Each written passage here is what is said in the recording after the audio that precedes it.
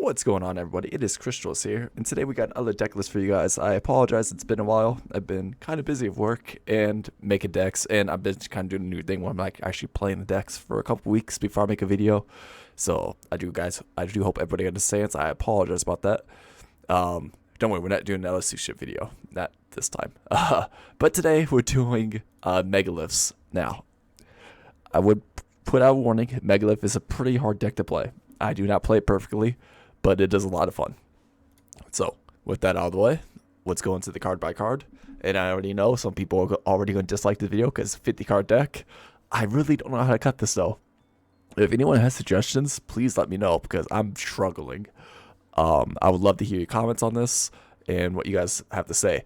I will be posting a second video because I have another deck I've been playing with Megaliths, and it's been Megalith Dogmatica. And I think that was a really fun combo, and they actually do pretty well together, both being ritual focused. So if you guys want to see that, let me know, but that will be in a couple more ways. So with all that out of the way, let's get into the card by card. Let's start off as always with the hand traps. We got 3 Max C. We got 2 side frame Gear Gammas. We got 3 Ash Blossom of Joyous Spring. We got 2 Called by the Grave. 1 Crossout Designator. And that is purely to stop all those cards I just named off, only to stop Maxi. Is to stop your opponent from using Maxi on you, or to stop your opponent from Ash Blossoming you. Like, it's just going second. It makes this deck so much better. So definitely worth running. Then we have other going second tool, and it's Evenly Matched. Evenly is in a really good position right now because of Sprite. A lot of Sprite players are ending on, what is it? Care, I think, is the one with the monster negate. Anyway, they're ending on the monster gate instead of the spell negate. So you let them, go through your play. Then at the end, you can just evenly match them, and they really don't have a good answer for it. And you can banish the whole board pretty easily. So it's kind of nice. So like I said, evenly matched. I've been running. It's a good board breaker. Definitely in a good position at the moment. Other than that, let's get into the card by card and hope everybody enjoys. So we got 3 Diviner of the Herald. This is one of the best cards to run in any ritual based decks. What this card does is, if this card is normal special summon, you can send 1 fairy monster from your deck or extra deck to the graveyard. And if you do, increase this card's level by that monster's level until the end of this turn.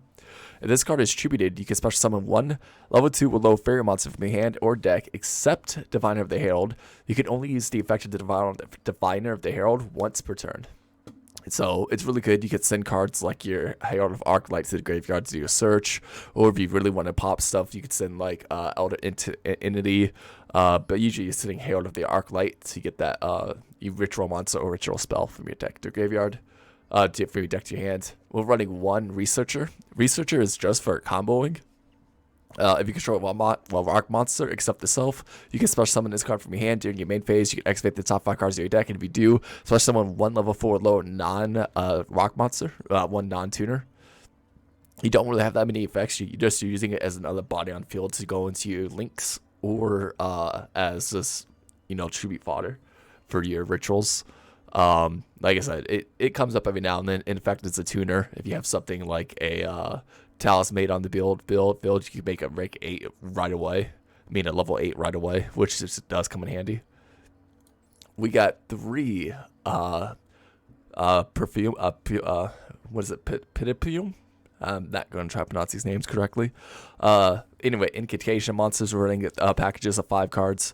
Really good. You can reveal 1 ritual monster from your hand, special summon both this card from your hand and 1 Indication monster from your deck, except itself. If this card is special summon from your deck, you can target 1 ritual monster in your graveyard, add it to your hand. You can only use perfumed effect this way once per turn.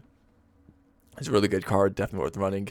We got 1 Kendall. Kendall is you can reveal 1 ritual spell in your hand, special summon both this card from your hand and 1 Incantation monster from your deck, except itself. If this card is special summon from the deck, you could add 1 ritual spell from your deck to your hands. And then we're running 1 Talisman. Talisman is you could add 1 ritual monster from your deck to your hand if this card is special summoned. We got 1 Block Dragon, because since all of our monsters are Earths, so being able to banish quite literally all of our Megaliths, anything you could have, even your Max Seeds after you're done running them, is really good extenders, and it has actually pretty good protection. We got 2 Fouls. Foul is one of our inboard pieces. You want to basically end on this card or start with it as much as you can. It's really easy to search out in this deck. You can ritual summon this card with a Megalith card. You can ritual summon this card with a Megalith card. If this card is ritual summon, you can target one ritual monster to graveyard, and this card level becomes that target. Then you can add that target to your hand. During the main phase, quick effect, you can activate this effect. Ritual summon Megalith ritual monster from your hand or deck by tributing monsters from your hand or field whose total level is equal that exceeds level. That level. So basically, during your main phase or your opponent's main phase, you can ritual summon any of your monsters. And since this would be like a level 8 or level 6 on your side of the field, you get any of the level 8s and as board breakers and pop the field pretty quickly. We got 3 Opal. Opal is a key card to this deck. What it does is when this card is ritual summon, you can add one Megalith monster from your deck to your hands. It's really good. During the main phase, you can activate this card effect, ritual summon one ritual monster from your hand by treating monsters from your field and or hand. But remember, it's during your main phase, not during a main phase. So it's slightly worse than foul, but it's good to get a search off of this. And this search effect, by the way, to get one Megalith monster is not once per turn. So there's an FYI. Then we got 3 Hagith. Hagith is a really cool card. You can ritual summon this card from a Megalith card. If this card ritual summon, you can add one Megalith spell trap from your deck to your hand. And yet again, that is not a once per turn. We got 1 Cyber Angel Benton. You can ritual summon this card with ritual. Will not you ritual summon this ever. We're using it as a graveyard effect. When this card is distributed, you can add 1 light fairy monster from your deck to your hands. That's what we're using it for. We got 3 Chalice Slime. You can ritual summon this card with Incantation. You can build this card from your hand, discard 1 card, and if you do, special summon 1 Invocation monster from your deck. Also, during the end phase, lose 2,500 life points if you did not special summon ritual summon a monster this turn after you resolve this effect. You can send 1 Invocation card from your hand or face up the field to graveyard, then target 1 monster your opponent controls, destroy it. You can only use the Invocation slide made Chalice Slime once per turn. You're not usually using the on-field effect, but you are using that hand effect, being able to get out your other invocations to get more cards that you need at any moment, and it's really good for that way. We got 1 Foul Leg. Foul Leg is your beater of the deck, to say the least. What this card does is you can discard this card, ritual summon 1 Megalith monster from your hand by trading monsters from your hand or field whose total levels equal or exceed its level. Then you could only use the effect of Foul once per turn. Monsters you control gain 300 attack and defense for each ritual monster in your graveyard. So this guy could get up to easily like 6,000 plus attack and OTK your opponent really easily. Definitely worth running 1 just to get over trouble with boss monsters. 2 Baithor. Baithor is your pop. When this card is ritual summoned, you can target cards your opponent controls up to the number of ritual monsters with different names in your graveyard, destroy them. So this could easily pop like 5 to 6 cards on the field at 1 turn on your opponent's turn, which makes it really good. Then we got 2 Arton. Arton's effect is when this card is ritual summoned, when your opponent activates a card or effect that targets a card you control, quick effect, you can place 1 ritual monster from your graveyard on the bottom of your deck, and if you do, negate the activation. And if you do that, destroy it. You can only use each effect of Arton once per turn, so really good. And that's all the monster lineup. Other than that, we got 3 Preparational Rites. You could add any ritual monster from your deck to your hand. Then you can add 1 ritual spell from your graveyard to your hands. We got 1 Extra Foolish Burial. Extra Foolish Burial isn't the greatest card. I'm thinking about cutting it, but it does come up in niche cases where you can pay half your life points on 1 monster for extra deck to your graveyard. You're usually sending Herald the Arc Light or Board Breaker like Alter Entity, so just that. We got 1 Invocation Inscription.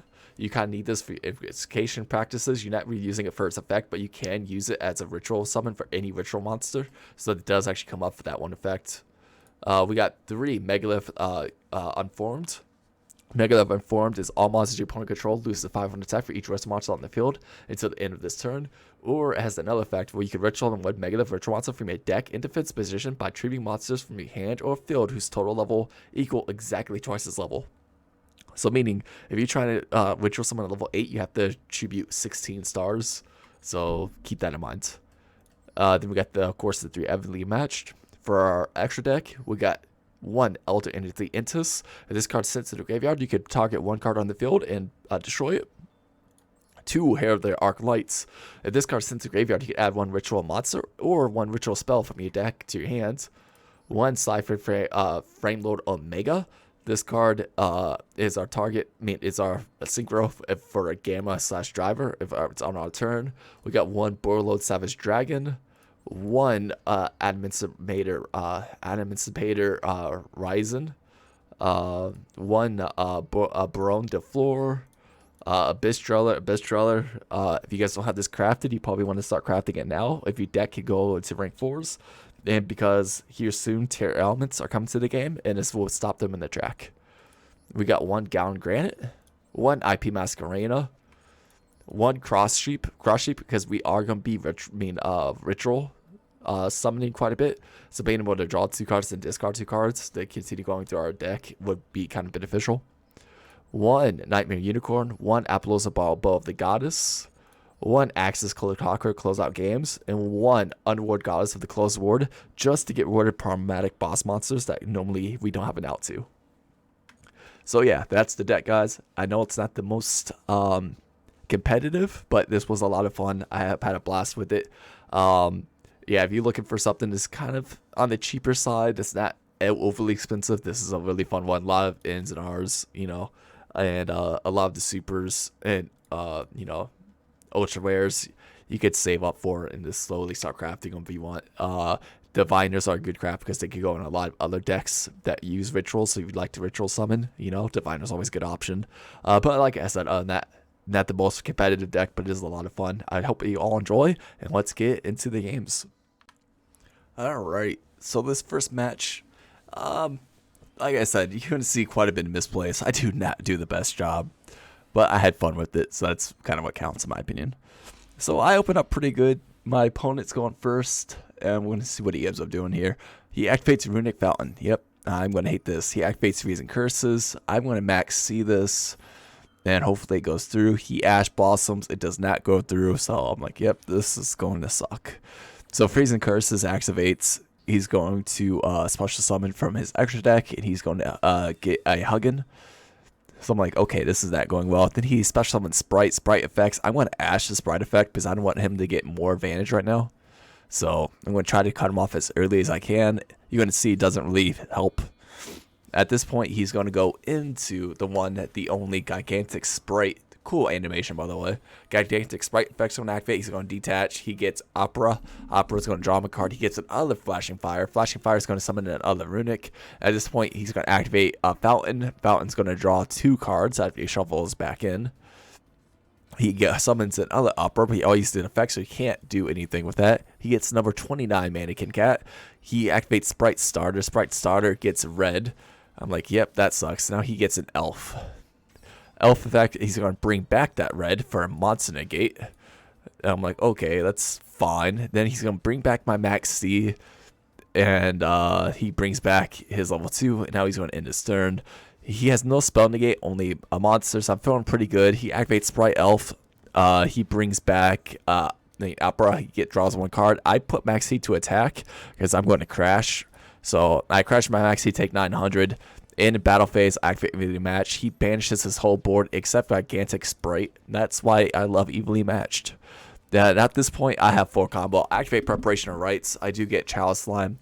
I'm going to activate Chalice Slime. I discard itself to get Chadol. Chadol is going to allow me to grab a ritual spell from my deck to my hand.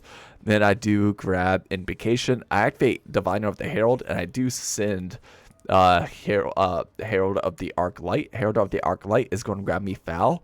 And at this point, activate Invocation, getting rid of my Cardell, and I go into Foul itself. And at this point, like I said, I'm feeling really good. Foul effect, I'm going to grab Chalice Slime, and I'm going to activate Invocation, getting rid of Chalice Slime, and I do get a Perfume. Perfume's going to grab me back Chalice Slime. Foul's effect, I'm going to attribute my Heiner and the Benton for Belthor. Belthor is going to pop his Gigantic Sprites, and Benton's going to allow me to grab a Fairy from my deck, and I'm going to grab me another Diviner for next turn. Belthor pops his Gigantic Sprite. I'm feeling really confident here in my turn. My opponent tributes my Belthor and my Foul for a Lava Golem. I'm like, well, that sucks. And he ends his turn. He has no follow-up, no level 2s. I'm feeling really happy about this.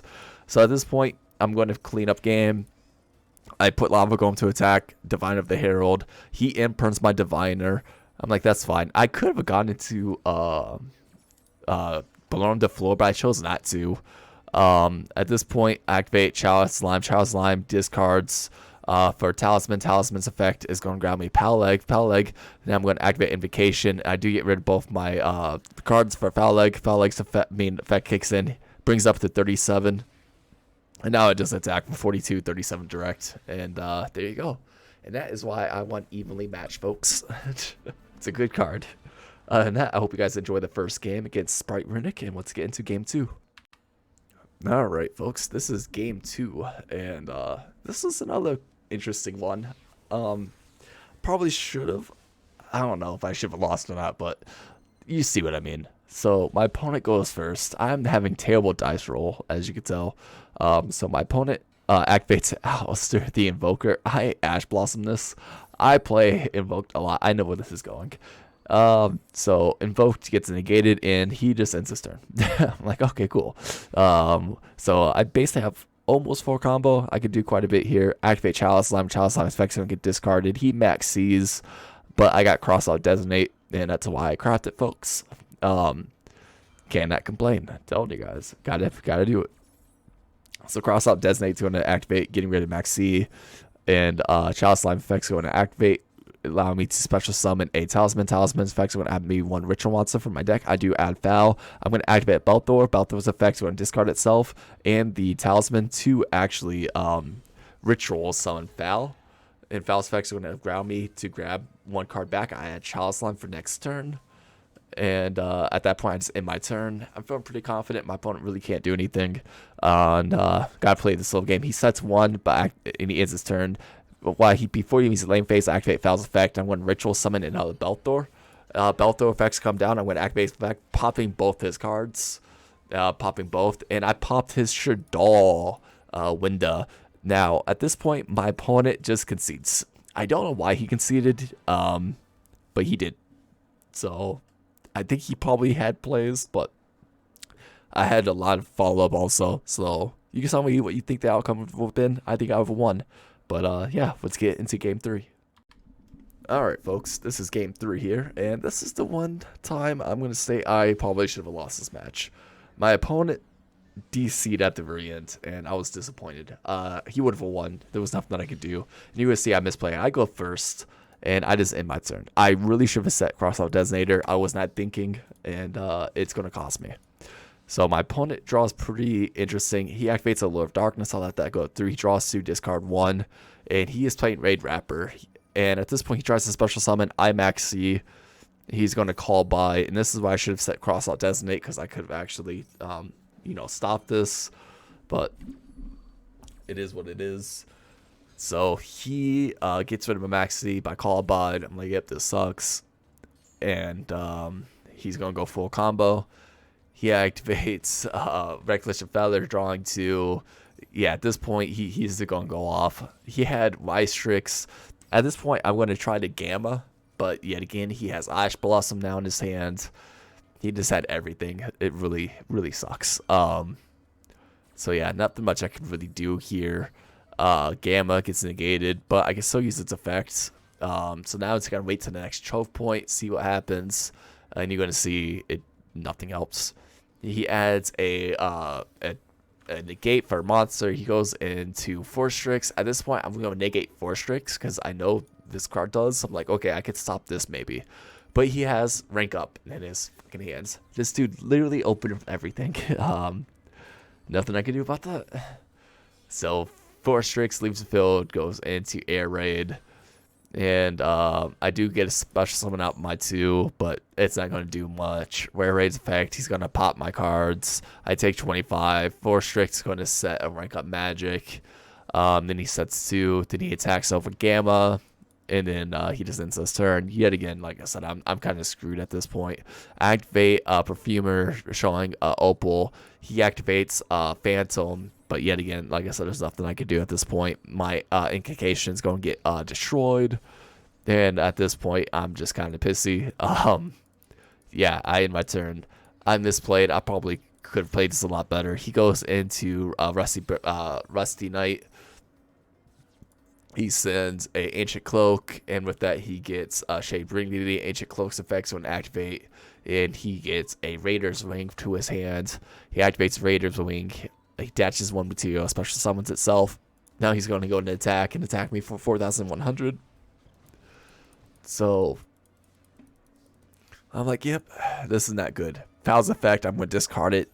And he activates Shade Brigandine. I'm like, that's fine. That's not doing anything. I know Wake Up. I don't know what this last card is, but we're going to see what happens. I discard Block Dragon to get Opal. Opal's effects are going to activate, and I'm going to grab me a Foul. And at this point, Foul's effects are going to, Opal's effects are going to activate. I attribute itself to Rituals Summon a Foul. Foul's effect, I'm going to get me back my my Peleg, and I'm going to set Cross Out Designate. My opponent draws one turn. He's going to go into Raider's Knight.